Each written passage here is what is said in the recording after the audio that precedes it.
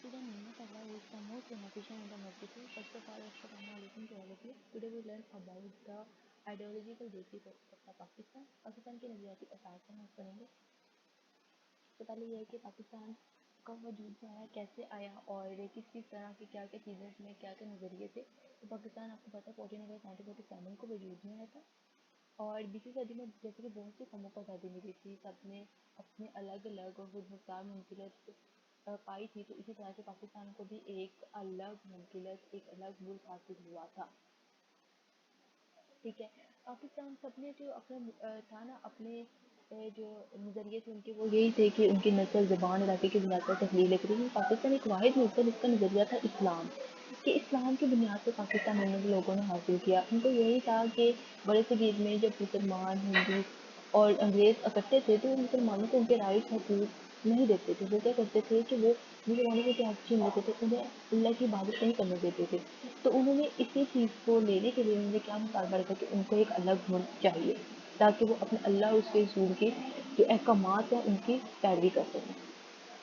पहले बढ़ते नज़रिया। नज़रिया क्या है कि लफ्ज़ नज़रिया को अंग्रेज़ी में आइडियोलॉजी कहते हैं और नज़रिए से मुराद एक ऐसा ज़ाब्ता या प्रोग्राम है जिसकी बुनियाद क्या होती है, फ़लसफ़ा तफक्कुरी पर रखी गई हो और इंसानी जिनके मुख्तलिफ पहलू होते हैं, जैसे कि सियासी, माशरती, तहज़ीबी मसाइल के लिए हल के लिए कोई मनसूबा बनाया गया। ठीक है, वर्ल्ड इंसाइक्लोपीडिया के तरीक़ की रूह से क्या है कि नज़रिया है सियासी और तमदनी असूलों का मजमूआ है जिसको कोई कौम या मजहब बुनियादी इख्तियार होता है। ठीक है, और उसके बाद डॉक्टर जॉर्ज के के पास क्या है कि आम जिंदगी का ज़ाब्ता या कोई प्रोग्राम जिसकी बुनियाद फ़िक्र फ़लसफ़ा पर इस्तेमाल हो आइडियोलॉजी कहलाता है। ठीक है, अब इसके बाद क्या है, सोर्सेज ऑफ आइडियोलॉजी, नज़रिए के मार्केट क्या है। पहला मुश्तरका मज़हब। मुश्तरका मज़हब से क्या था कि मज़हब जो होता है ना वो सिर्फ अबादात नहीं होती है बल्कि हमारी पूरी की पूरी जो ज़िंदगी होती है ना, माशरती ज़िंदगी, उस पर उसके गहरे असरात होते हैं। तो ये मज़हब क्या था कि बड़े सगीर में जो यूरोप थे उनका ईसाईयत था, जापान जो थे उनका बुद्ध मत था, हिंदू का हिंदू मत था और मुसलमानों का इस्लाम। तो ये डिफरेंट जो थे मज़हब थे, इनके तहत क्या होता है वो ज़िंदगी गुजार रहे थे। लेकिन क्या था कि सब अपने अपने मज़हब के तहत ज़िंदगी गुजारना पसंद करते थे। सबका अपना अपना मज़हब है, जाहिर बात है इस्लाम है, मुसलमानों का इस्लाम है तो वो तो ये ईसाईयत को नहीं तरफ जाएंगे ना, जो ईसाईयत है वो भी इस्लाम की तरफ नहीं आना चाहेंगे क्योंकि उनका अपना पॉइंट ऑफ व्यू है, उनका अपना है ये सब कुछ। तो बड़े दिन मुश्तरका मज़हब के अकॉर्डिंग क्या होता है, सब अपनी ज़िंदगी गुजार रहे थे लेकिन मुसलमानों को इधर भी बहुत कम राइट्स दिए जा रहे थे। मुश्तरका नस्ल क्या था, मुश्तरका नस्ल से मुख्तलिफ नज़रियात जन्म लेते हैं। एक ही नस्ल के लोगों में हमदर्दी और क़ुव्वत के जज्बात परवान चढ़ते हैं और हम नस्ली एक मजबूत बंधन है जो मुश्तर नज़रियात के बायस इंसानों को खूनी रिश्तों से मुंसलिक करती है। और मुश्तरका ज़बान और रिहाइश में कहते हैं कि ज़बान ही होती है उसके ज़रिए क्या करते हैं लोग अपने एहसास और जज्बात एक दूसरे तक पहुँचाते हैं जिससे नए नज़रियात तश्कील पाते हैं और लोगों के तौर तरीक़ों और नज़रियात में यकसानियत काफ़ी हद तक मुश्तरका रिहाइश की मरहूम मिलत होती है। और मुश्तरका सियासी मुकासदे यानी कि पॉलिटिकल पर्पसेज जो होते हैं वो भी मुश्तरका थे।